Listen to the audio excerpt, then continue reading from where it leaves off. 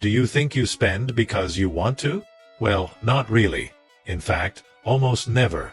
Most of your purchases don't come from need. They come from invisible psychological triggers working against you every single day. The sound of a notification, the smell of a store, the color of a sale tag, the phrase, last item available. All of it is designed to make you feel that spending equals living. And here's the strangest part. These tricks aren't new. They've evolved, with psychology, with technology, and with your own routine. Today, you are the most studied product in the market. Your time, your mood, even your boredom. All of it is raw material designed to make you open your wallet. So, before you say you don't have willpower, take a breath and get ready. Because today, we're ranking the 7 psychological tricks that make you love spending money, and revealing why, sometimes, the enemy isn't the price of things. It's how good they are at convincing you that you deserve to buy them. 7. The illusion of the little pleasure. It all starts with the classic line, "I deserve it." That simple phrase, almost a daily mantra, is used to justify the expensive coffee, the extra dessert, the late-night delivery. You're not spending because you need to, you're spending because you're trying to compensate for something. A long week, a bad day, a feeling of fatigue that money seems to cure, at least for a few minutes. The human brain is an engineer of instant rewards. It's learned to turn small purchases into doses of dopamine, and every tap on "confirm order" becomes a micro-emotional escape. Those little spends feel harmless, even therapeutic, but they hide a deeply addictive mechanism.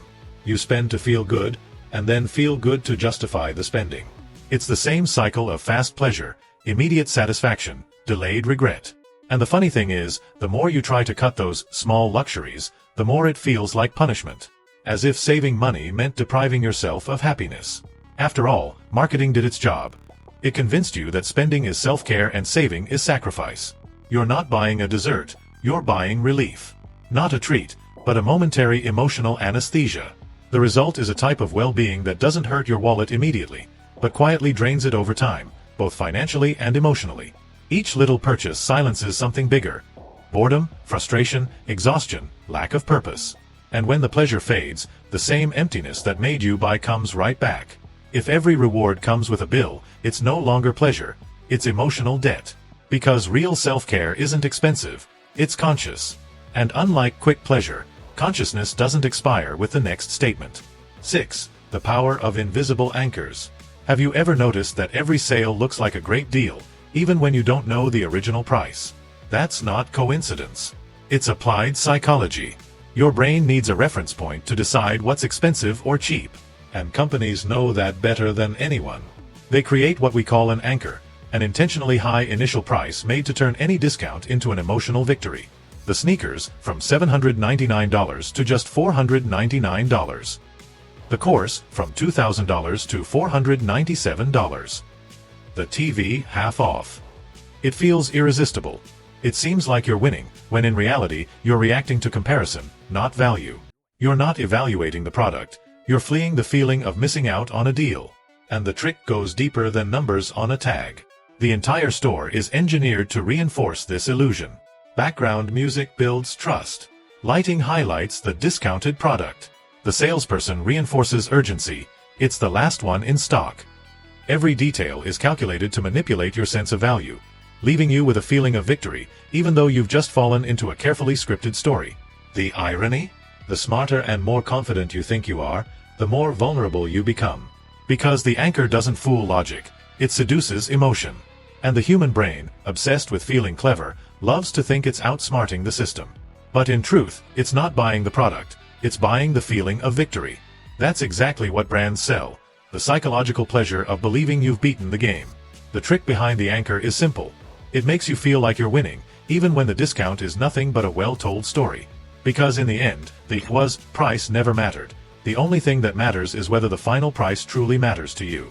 5. The charm of the limited time offer. Ever noticed how the best deals always come with a countdown timer? Last hours. Only 3 left in stock. Offer expires in 10 minutes.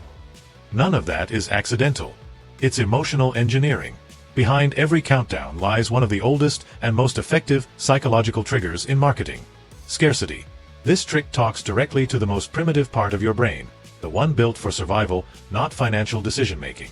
When you see a timer ticking down, you're not analyzing an offer. You're reacting as if something essential is about to disappear. The fear of losing, what if it's gone, speaks louder than reason. Do I really need this?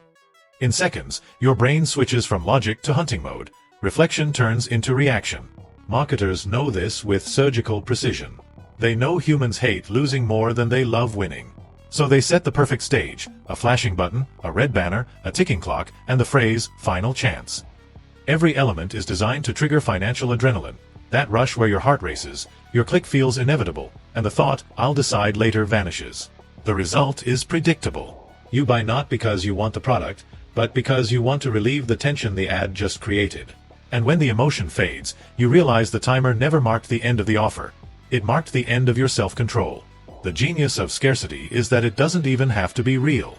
It just has to look real. The simple phrase, "only a few left," can transform desire into urgency, and urgency into action. The rarer something seems, the more valuable it becomes, even if it's not. It's survival instinct applied to shopping. You don't want the item. You want the relief of not missing out. The shorter the clock, the faster your money disappears. Scarcity doesn't speed up promotions. It speeds up bad decisions. And the only real discount you get is the one you give to your own impulsiveness. 4. The pleasure disguised as smart saving. Few things feel as good as thinking you've made a smart purchase. You buy something you didn't need but walk out smiling because you paid half the price. It's a guilt-free purchase, a pleasure that feels rational, almost virtuous. After all, who could feel bad about saving money, right? But that's the trick of positive rationalization.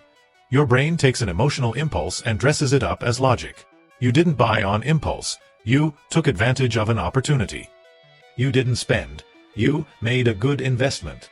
And just like that, regret transforms into pride. The mind loves to feel clever, even when your wallet silently disagrees. You tell yourself, "I didn't spend, I saved." And with that, guilt dissolves into quiet satisfaction. But here's the question that separates people who look financially conscious from those who truly are. What does it really mean to save? Saving isn't about paying less, it's about keeping more. And saving more, by definition, doesn't go hand in hand with spending, even when the purchase seems like a smart deal. Retail knows this better than anyone. That's why it builds emotional traps with surgical precision. 10% off, coupons, cashback, free shipping, irresistible combos, month-long Black Fridays. All of it designed to create one single feeling: victory. As if resisting were the real mistake. You're not buying the product, you're buying the feeling that you've beaten the game. In the end, the result is almost poetic and cruel. Your financial spreadsheet turns into a museum of great deals that, when added up, cost exactly as much as one big mistake. It's self-deception with formulas and graphs, the illusion of outsmarting the system, while the system applauds you for playing exactly the way it wanted. Real economy isn't paying less, it's paying only for what truly makes sense. Because buying what you didn't need, even at a discount, will always be the most expensive investment there is. And sometimes, the greatest profit comes from simply not clicking complete purchase. 3. The addiction to silent status. Not every purchase is made to be used. Some are made to be seen, even if only subtly. The new phone, the expensive perfume, the designer outfit, just to feel better. Sometimes you don't even notice, but what you're really buying isn't an object, it's a reflection. It's what psychologists call symbolic consumption, the belief that the price of something also buys a bit of prestige. Advertising understands this with surgical precision. It doesn't sell you a product, it sells you a better version of yourself. You don't buy a watch, you buy the feeling of success it represents. You don't buy a car, you buy the idea that you've made it. And the most dangerous part? This happens even with purchases you believe are neutral. Modern society has refined consumption to the point that even simplicity became a symbol. Today, you can flaunt even your minimalism. The phone without a case, the clean outfit, the intentional detachment. Everything communicates. Everything becomes identity. And the market has mastered the art of turning even authenticity into a product. When you spend to be seen, even if only by yourself, money stops being a tool and becomes a mirror.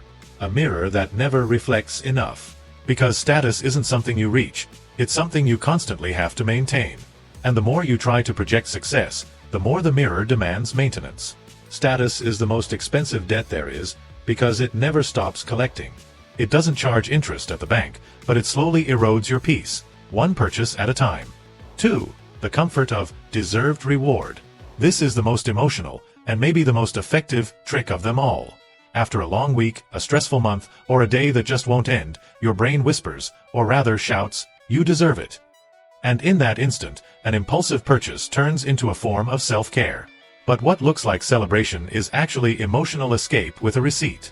You buy to ease the stress, not to solve the problem. The sensation feels almost therapeutic. The click, the confirmation sound, the email saying, "Order confirmed." It all gives you back a sense of control that the day had stolen from you. But the relief doesn't last. It exists only between the moment you buy and the moment the bill arrives. It's pleasure with an expiration date. Companies know this emotional gap well. That's why they turned exhaustion into opportunity and burnout into a market niche. You worked hard, reward yourself. Because you deserve it. Taking care of yourself is investing in well-being. They sound kind, human, empathetic, but they all share one goal: turning fatigue into consumption. And the more drained you feel, the more vulnerable you become to that message. It's marketing disguised as affection. And it works because it mixes guilt and comfort in the same package. For a moment, buying feels like reclaiming your dignity. But in the end, consumption as reward is an emotional trap. It promises rest, but delivers debt. It promises self-care, but builds self-imprisonment. When rest depends on a purchase, maybe what you're missing isn't money. It's silence, pause, and awareness. 1. The illusion of invisible control. This is the most powerful, and undoubtedly the most dangerous, psychological trick of all. The illusion of control. The belief that just because you understand the system, it no longer affects you. You track your expenses, use finance apps, set goals, monitor your credit limit, and keep telling yourself, "I'm not like the others. I know how to manage my money." But what you don't realize is that modern consumption was designed for you, the rational, disciplined, informed consumer. The one who doesn't even need advertising anymore because they've already convinced themselves. Old marketing tried to seduce you. The new kind gives you tools, so you can believe you're in control. The sense of control you feel isn't outside the game, it's part of it. Brands have learned that no one wants to feel manipulated. So instead of pushing products, they sell you autonomy. They offer you options, personalization, freedom, cashback, spending dashboards, everything to reinforce the comforting narrative that you are the one making the final decision. But what's really happening is that you're simply choosing among carefully engineered traps. Financial free will has become a premium illusion. You think you've mastered consumption, when, in truth, you've just learned to consume more elegantly. And the scariest part? Even when you try to resist, the mere act of thinking about not spending keeps you emotionally tied to the logic of consumption. You're still spinning inside the machine, tracking, controlling, analyzing, believing you're in the driver's seat, when in fact you're just a passenger following a GPS you didn't set. The modern financial system doesn't want your chaos. It wants your constant attention. It wants you to believe you're winning, while you keep playing exactly by its rules. Real financial control doesn't begin when you master your spreadsheets. It begins when you understand the system was never meant to be controlled. It was meant to be questioned. And only those who question the game ever truly step outside it. In the end, spending isn't a mistake, it's an emotional response. An unconscious attempt to fill gaps that money will never reach. Recognition, boredom, frustration, loneliness. And the psychological tricks of consumption know this better than you do. They don't want your money. They want your moment of distraction. That split second when you forget why and only feel the urge. And that's when the sale happens. Not in the store, but inside your mind. But here's the turning point. Recognizing these tricks doesn't make you immune, it makes you aware. And awareness is the one thing marketing still hasn't learned how to package and sell. So the next time you feel that sudden urge to treat yourself, remember, sometimes the best gift you can give yourself is not falling for the trap. Because spending might bring pleasure, but understanding why is what truly sets you free.